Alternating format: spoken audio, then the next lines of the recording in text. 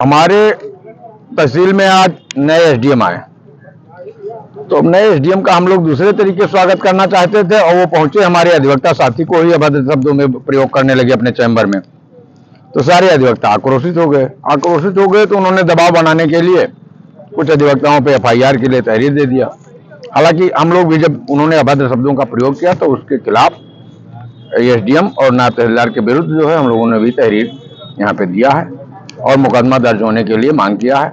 अगर आवश्यकता पड़ी तो हम लोग आगे भी जाएंगे और एसडीएम की तानाशाही नहीं चलने देंगे। क्या चाहते हैं आप? बताया तो एसडीएम की तानाशाही नहीं चलने देंगे।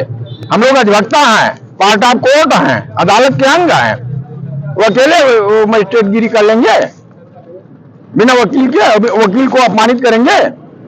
वकील अपमानित होकर उनके साथ काम करेगा?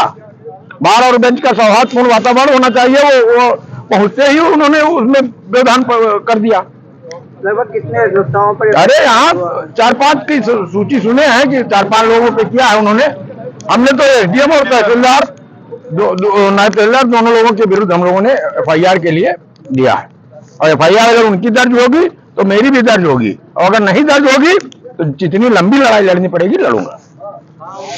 नहीं, हम लोग धरना नहीं दे रहे थे। एक एप्लीकेशन ले गए थे एफआईआर दर्ज कराने के लिए थाना में। आज हमारा कोई धरना नहीं। क्या मामला था? आज हमारे नए एसडीएम साहब आए थे तो कुछ मामला था नायब तहसीलदार के यहाँ से, कुछ वकील का मामला था तो कुछ आदेश उन्होंने गलत कर दिया था। उसी बात को लेकर के हमारे अधिवक्ता नायब तहसीलदार से बात कर रहे थे। उसी में एसडीएम साहब भी कुछ उलझ गए, कुछ आपस में बात कहनी हो गई।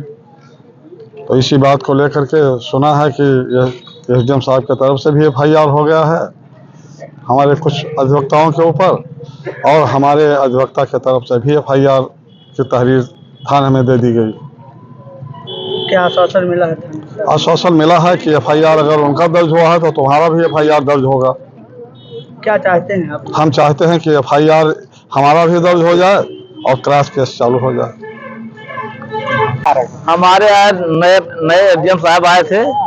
नए एसडीएम आते हैं तो हम लोग पहले चाय पार्टी करते हैं, उसके बाद कोई कार्रवाई होती है। एक किसी फाइल में 2 अधिवक्ता था तो बिना सुने नायब तहसीलदार जयशंकर सिंह ने आधा कर दिया बिना डेट के, बिना सुने हुए। उसी बात को लेकर अधिवक्ता अपनी बात कह रहे थे। इस पर नए एसडीएम साहब ने अभद्रता की और एफआईआर की बात धमकी दी और पता लगा है कि एफआईआर कराई गई है 5 लोगों के खिलाफ। हम लोग भी एसडीएम कोतवाली में दिए हैं एफआईआर दर्ज करने के लिए कि हम लोगों के साथ भद्रता हुई है, बिना डेट के फाइल को सुने और सगन दिया है। उसी बात को लेकर हुआ है, यही मामला है। एसडीएम जब तक सुधार नहीं लाएंगे तब तक हमारे लोगों का आंदोलन भी इसके बाद में चलेगा। लेके बाहर आ जाओ। ठीक है।